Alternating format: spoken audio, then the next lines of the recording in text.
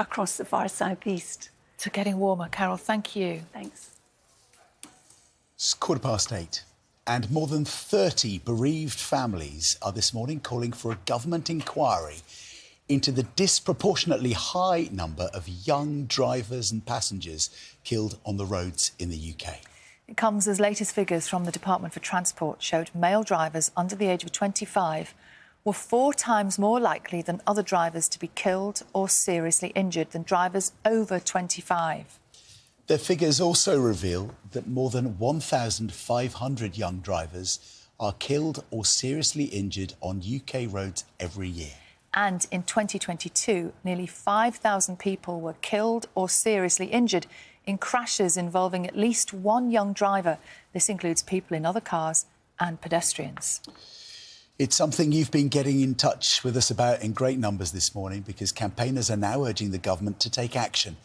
Our reporter Abby Smitten has been to meet some of them.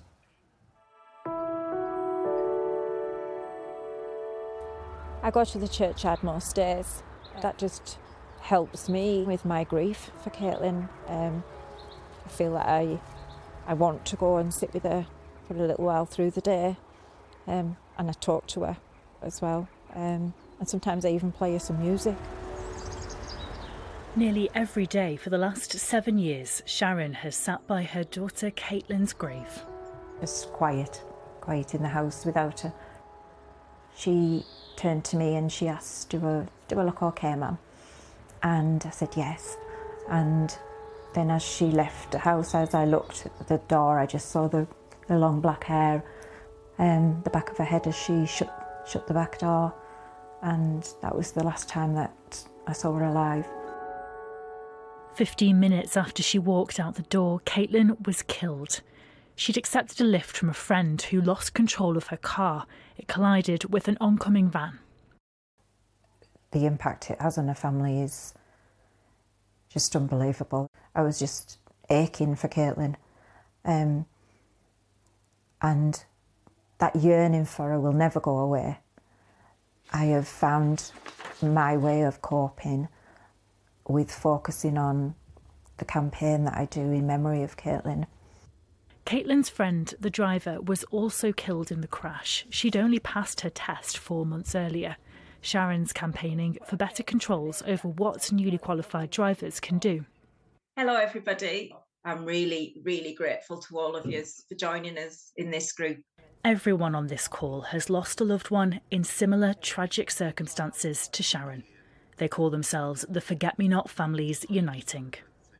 This is a club we don't want any more members. I just find it heartbreaking. They're joining forces to call for graduated driving licences. They'd restrict things like how many passengers new drivers can carry. The scheme's already in place in countries including Canada and New Zealand. But the thing that people also don't know is that 50% of people who are killed in crashes involving young drivers are not in the young driver car. Ian's become an expert in road safety since his 12-year-old daughter Alice was killed. Because of a young driver crash, she's no longer with us. Earlier this year, Crystal launched a petition calling for tighter controls after her son Harvey was killed in November. Not only enforces it for the young people, but also as parents, because it would enlighten us as to how risky our young people are for starters anyway. I mean, like I say, we're only realising all the statistics now that it's happened to us. Neil was a backseat passenger. The driver lost control and hit an oncoming double-decker bus full on. 5 of the boys died and 1 was seriously injured. Robin and Patsy have been campaigning for change for nearly 40 years. It really feels like, the whole thing is gaining momentum now. In 1986, we were very much lone voices. But now, with all of you as well, I'm sorry for all your losses, but hopefully we will get something achieved now. The government says there are no plans to introduce graduated driving licences, but Sharron has been fighting for 7 years already. Now, surrounded by so many other families who want the same thing as her, she's even more determined. Knowing Caitlin like I know Caitlin, she would be backing me fully with this and saying, yeah, come on, Mum, do this to stop this that's happened to us, our family, that's taken me and Caitlin away from each other. She would be backing me and saying, come on, Mum, get this done for other kids so that they're not taken away from their families. That report by Abby Smitten. Well, we're joined now on the sofa by Sharron, who you saw in that report, talking about her daughter, and she's helping lead this campaign alongside Dr. Ian Greenwood, whose 12-year-old daughter was killed by an inexperienced driver. Morning to you, Ian. And Rebecca Morris from RoadPeace. Hi, Rebecca. Sharron, thank you so much for sharing your story with us and talking so personally about this. It must be incredibly hard. But I guess building this network of other people like Ian who kind of understand what you've been through must help. It definitely does, yeah. It's you feel quite in a lonely place when you're campaigning on your own. And so now reaching out to other bereaved parents who have all lost children in similar circumstances, yeah, we can all now support each other, which is a good thing. So, explain to us again how a graduated driving licence might work. Well, in my daughter's case, it would have saved her life if we'd have had elements of her graduated driving licence in the UK, as her friend who was driving was newly qualified. And in other countries, newly qualified young drivers don't carry passengers for a limited time after passing their test. So it's young drivers don't carry young friends as passengers for a limited time after passing their test. And as I say, if it had been in this country, then Caitlin would be alive.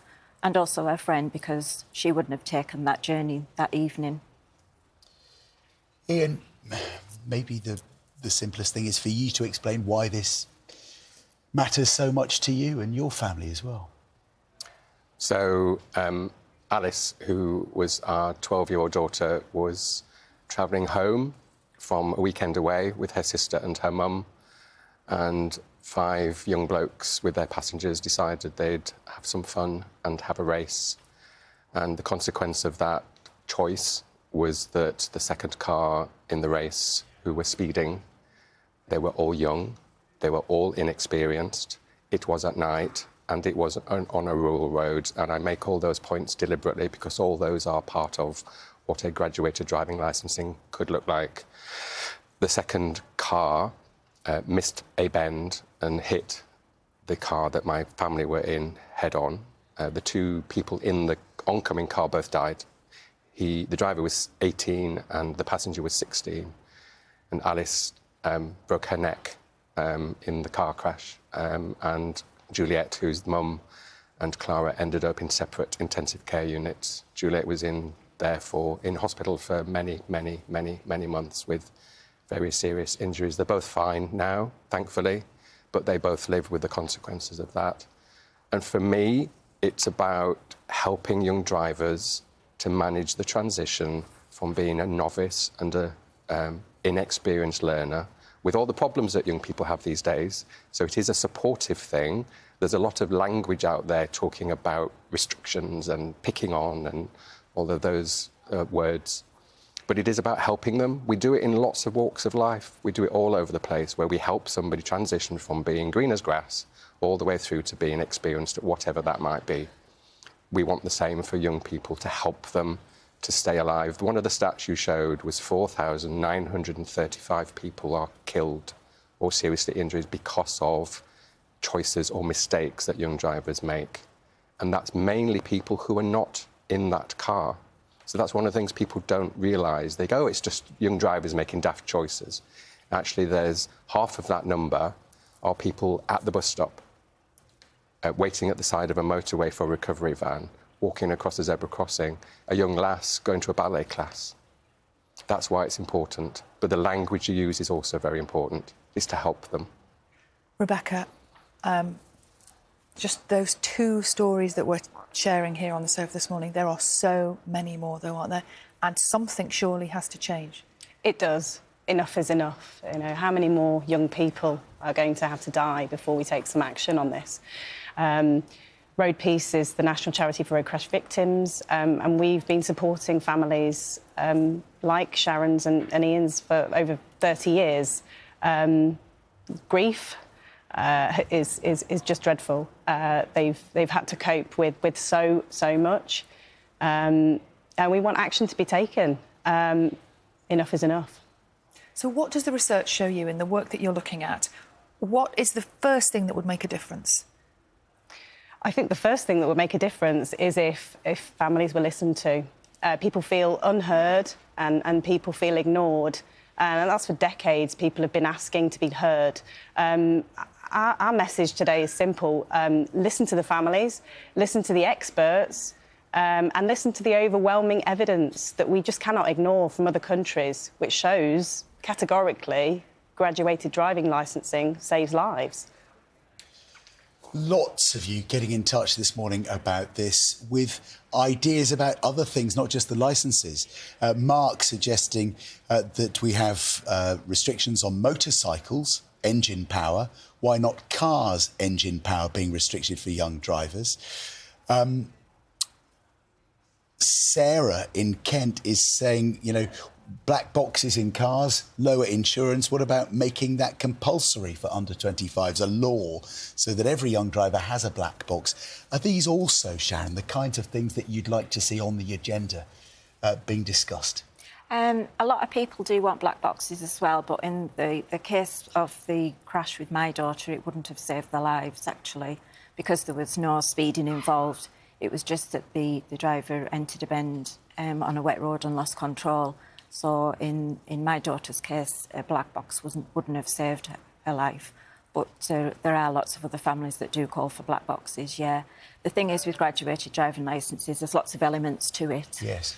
And each country chooses whatever elements they want to be implemented in each country. So it's whatever, if we can get them to sit with government and talk to them, a serious conversation about this, it's whatever they would decide to implement in this country. And Ian, how important is it that we actually have the conversation? We're starting to have the conversation. Some progress. Yes. Sally, I think that's really important. People like yourselves talking about this on a show like this is really important. We feel ignored. One of our families has been at this since the 1980s, when their child was killed in a similar circumstances to all the things you're hearing about. So we've been at this with different governments, with different politicians, and what they say is, oh, that's really sad, isn't it? Oh, yes, we take road safety really seriously, and then nothing happens. And there's been 5 significant parliamentary processes over the decades, all of which have gone, oh, yes, it's a really good idea, the evidence is really strong, but let's try something different. And what we're saying now is, as Rebecca said, enough's enough. We're fed up of being ignored. Each of us have all been trooped off to London, seen a different minister, gone home again. Nothing changes. So what we're now saying, which is why thank you for doing this morning, is enough's enough. We're fed up of waiting. We feel ignored. And actually, if it was, for example, I used to be a children's nurse, if somebody had said there's a new treatment for teenage cancer that saves up to 40% of teenagers, what would government do? They go, oh, let's do it. With graduated driving licensing, oh, it's for teenagers. Oh, it will save up to 40% of lives. Let's ignore it. It's not good enough.